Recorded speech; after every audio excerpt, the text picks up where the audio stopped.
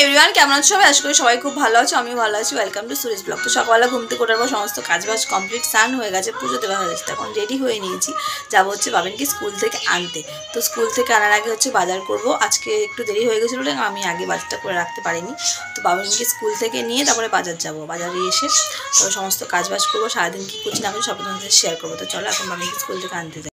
তো প্রথমেই বেরিয়ে বাবিনকে স্কুল থেকে আনতে যাওয়ার আগে বাবিনদের স্কুলের সামনে আর কি এই ডাবওয়ালা দাদাটা বসেছিল, তো এনার কাছ থেকে একটা ডাব নিয়ে নিলাম। আর এখন যা ডাবের দাম, ডাব কেনা সোনা কেনা দুটোই মনে হয় যেন এখন সমান। তো তারপর বাবিনকে স্কুল থেকে নিয়ে চলে এলাম হচ্ছে ডিরেক্ট বাজারে। আর এসেই প্রথমে মাছ বাজারে চলে এলাম। আর আজকে মাছ বাজারটা একটু ফাঁকা, তেমন মাছ আলাগুলোও বসেনি আর তেমন মাছ নেওয়ার খরিদ্দারও নেই, তো একটু ফাঁকা ফাঁকাই লাগছে। তো তারপর নিয়ে নিলাম হচ্ছে একটু সবজি, পেঁপে, একটু আলু, একটু পেঁয়াজ, সব সমস্ত কিছু।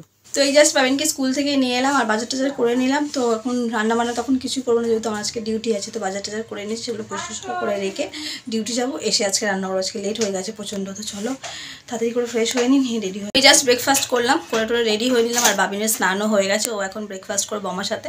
তো চলো বেরাই। তো বেরিয়ে এই বাস ধরে চলে এলাম হচ্ছে নিউ মার্কেটে, যেহেতু প্রথম ডিউটিটা আমার নিউ মার্কেটে ছিল, তার জন্য নিউ মার্কেটে চলে এলাম। তো নিউ মার্কেটে কাজ কমপ্লিট হয়ে যাওয়ার পর সেখান থেকে বাস ধরে চলে যাচ্ছি এখন হচ্ছে সিটি সেন্টারের উদ্দেশ্যে। তো চলে এলাম সিটি সেন্টারে। তো সেখানেও কাজ টাজ কমপ্লিট জাস্ট হলো। এবার রাস্তায় দাঁড়িয়ে আছি, যাবো হচ্ছে মেট্রো স্টেশনের দিকে রাস্তা ক্রস করার জন্য। তো মেট্রো স্টেশনে গিয়ে মেট্রো ধরবো, তারপর দেন বাড়ি চলে যাব।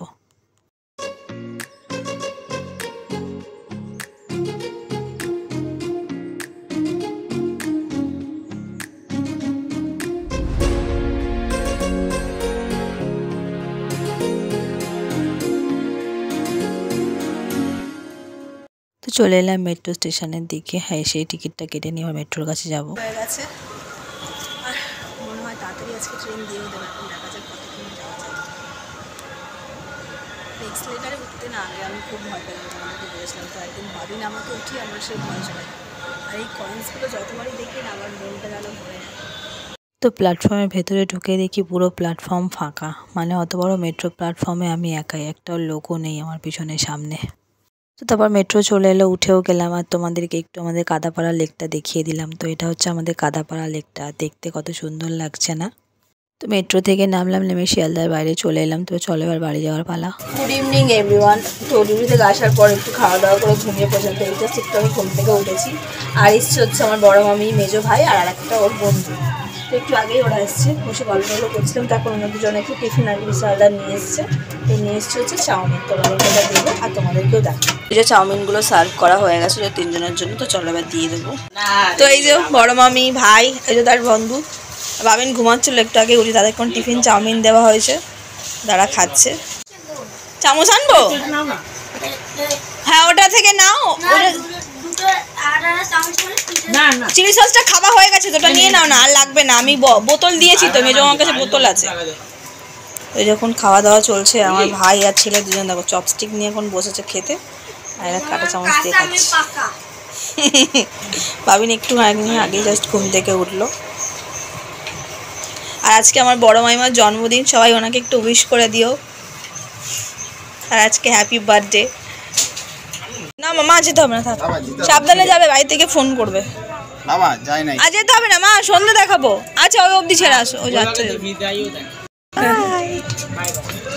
তোর বিদায় হবে, আমরা কাঁদবো। হ্যাঁ হ্যাঁ সাবধানে যাবে, ফোন করবা গিয়ে।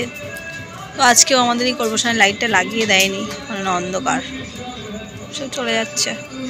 তো আমার একটু কাজ ছিল, আমি বাইরে বেরিয়েছিলাম।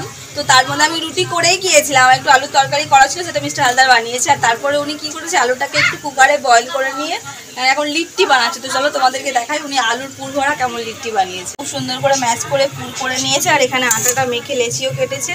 আর এই দেখো এখন লিট্টিগুলোকে ভাজা চলছে। হ্যাঁ দাঁড়াও, এই দেখো করে পুর দিয়ে খুব সুন্দর করে ভরে রেখেছে। আর এখানে প্রথমে একটা ভাজা হয়ে গেছে, আর এখানে বাকিগুলো ভাজছে। আর দাঁড়াও তোমাদেরকে দেখায় আলুর তরকারি কেমন বানিয়েছে।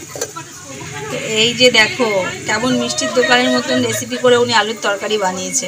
তো তারপর সমস্ত রান্না কমপ্লিট করে সবাইকে খেতেও দিয়ে দিয়েছি। বাবিন, পাপা, দাদা, মা সবাই খেতে বসে গেছে, আমিও খাবো। তো চলো আজকেকার ব্লগটা যদি ভালো লেগে থাকে তো লাইক, কমেন্ট, শেয়ার, সাবস্ক্রাইব করবে। সবাই সুস্থ থাকবে, ভালো থাকবে। আবার দেখা হবে কালকে।